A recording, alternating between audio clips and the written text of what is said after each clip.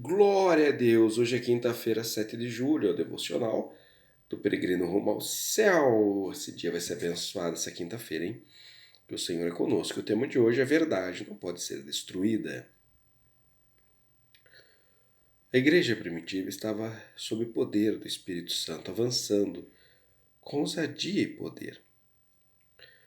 Dos outros, porém, ninguém ousava juntar-se a eles, mas o povo tinha-os em grande estima. E a multidão que criam no Senhor, tanto homens como mulheres, crescia cada vez mais. De sorte que transportavam os enfermos para as ruas e os punham eleitos em camilhas, para que ao menos a sombra de Pedro, quando este passasse, cobrisse alguns deles. E até das cidades circunvizinhas concorria muita gente a Jerusalém, conduzindo enfermos e atormentados de espíritos imundos, os quais eram todos curados. Atos capítulo 5, verso 12 ao 16. Para desespero dos religiosos que crucificaram Jesus, achando que assim tudo iria acabar, para a tristeza deles a mensagem continuava sendo pregada com ousadia. Os milagres que Jesus fazia continuavam a acontecer. Agora, através dos seus seguidores que, invocando o nome do Senhor Jesus, produziam milagres extraordinários. Mas a morte de Jesus não iria dar um fim a tudo? Sim, iria, mas acontece que o Senhor Jesus Cristo ressuscitou, como disse, o Espírito Santo foi enviado para que a verdade continuasse sendo proclamada. E exatamente como Jesus disse aconteceu. E nós, 2000 anos depois, somos testemunhas disso. Eles tentaram prender os discípulos, mas Deus, em sua soberania, permitia que alguns o exaltassem com a entrega de suas vidas. Em outros casos, Deus os soltava milagrosamente da prisão. E levantando-se o sumo sacerdote, todos os que estavam com ele, e eram eles aceitos dos saduceus, encheram-se de inveja e lançaram mão dos apóstolos e o puseram na prisão pública. Mas de noite um anjo do Senhor abriu as portas da prisão e, tirando-os para fora, disse: Ide, apresentai-vos no templo e dizei ao povo todas as palavras desta vida. E ouvindo eles isto, entraram de manhã cedo no templo e ensinavam. Chegando, porém, o sumo sacerdote e os que estavam com ele convocaram o conselho e a todos os anciãos dos filhos de Israel e enviaram ao cárcere para que de lá os trouxessem. Mas, tendo lá ido os servidores, não os acharam na prisão e, voltando, lhe anunciaram, dizendo: Achamos realmente o cárcere fechado com toda a segurança e os guardas estavam fora, diante das portas, mas quando abrimos, ninguém achamos dentro. Atos 5, versos 17 e 23. Glória a Deus! A verdade não pode ser detida por prisões, perseguições, nada vai parar a verdade da proclamação das boas novas do Evangelho. Ao ouvir que misteriosamente os discípulos não estavam na prisão, ficaram atônitos. Lemos: Então o sumo sacerdote, o capitão do templo, os chefes dos sacerdotes, ouvindo estas palavras, estavam perplexos acerca deles e do que viria a ser aquilo. E chegando um, anunciou-lhes, dizendo: Eis que os homens que encerrastes na prisão estão no templo e ensinam ao povo. Atos 5, versos 24 e 25. Naquela manhã, quando os religiosos imaginavam que os discípulos estariam na prisão, eles estavam, na verdade, pregando no templo, mas cegos como estavam, não conseguiam aceitar o mover de Deus. E os discípulos são trazidos do templo perante eles. Então foi o capitão com os servidores e os trouxe, não com violência, porque temiam ser apedrejados pelo povo. E trazendo-os, os apresentaram ao conselho. E o sumo sacerdote os interrogou, dizendo: Não vos admoestamos nós expressamente que não ensinasseis nesse nome, e eis que enchestes Jerusalém da vossa doutrina, e quereis lançar sobre nós o sangue deste homem. Porém, respondendo Pedro, os apóstolos disseram: mais importa obedecer a Deus do que aos homens. O Deus de nossos pais ressuscitou a Jesus, ao qual vós matastes, suspendendo no madeiro. Deus, com sua destra, o elevou a príncipe salvador, para dar a Israel arrependimento e a remissão dos pecados. E nós somos testemunhas acerca dessas palavras, nós e também o Espírito Santo que Deus deu àqueles que lhe obedecem. Em Atos 5, verso 26 ao 32. Os homens foram trazidos. O sumo sacerdote os interroga, dizendo que eles foram proibidos de falar o nome de Jesus, e ainda diz: e quereis lançar sobre nós o sangue deste homem. Com essa frase, o sumo sacerdote hipocritamente quer tirar seu corpo fora, como que dizendo que não tinha nada a ver com a crucificação, algo que ele lutou para que se realizasse.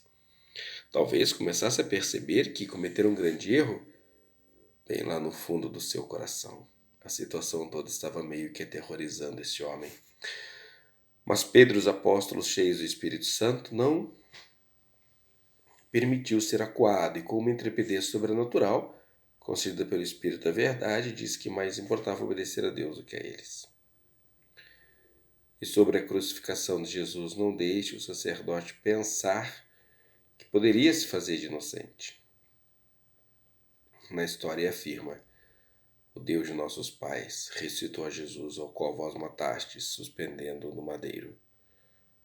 E como testemunhas iriam, através do Espírito Santo, seguir proclamando a verdade de Deus. A situação estava tensa. O que o sacerdote agora faria? Iria crucificar todos que seguiam Jesus? Ele pensou que Jesus era um embusteiro, porém seu maior pesadelo estava acontecendo. A pregação em nome de Jesus ganhava mais força a cada dia. Aqueles homens incultos estavam com uma ousadia desconcertante. Os milagres seguiam acontecendo em profusão. O que fazer? Cegos pelo ódio. Queriam matar a Pedro e a todos os apóstolos. E ouvindo eles isto, se enfureciam e deliberaram matá-los. Atos 5:33. Vendo que não podiam contradizer o que Pedro dizia, sendo humilhados pela sabedoria de homens incultos, sem mais ter o que dizer, enfurecidos deliberaram matá-los. Porém, um homem, observando toda a situação e vendo que de fato Pedro e os discípulos estavam corretos, faz uma observação poderosa. Vejamos. Mas, levantando-se no conselho um certo fariseu chamado Gamaliel, doutor da lei, venerado por todo o povo, mandou que por um pouco levassem para fora os apóstolos e disse-lhes: homens israelitas, cautelai-vos a respeito do que haveis de fazer estes homens. Porque antes destes dias levantou-se Teudas, dizendo ser alguém. A este se juntou o número de uns 400 homens, qual foi morto. Todos que lhe deram ouvidos foram dispersos e reduzidos a nada. Depois deste levantou-se Judas o Galileu, nos dias do alistamento, levou muito povo após si, mas também pereceu. Todos que lhe deram ouvidos foram dispersos.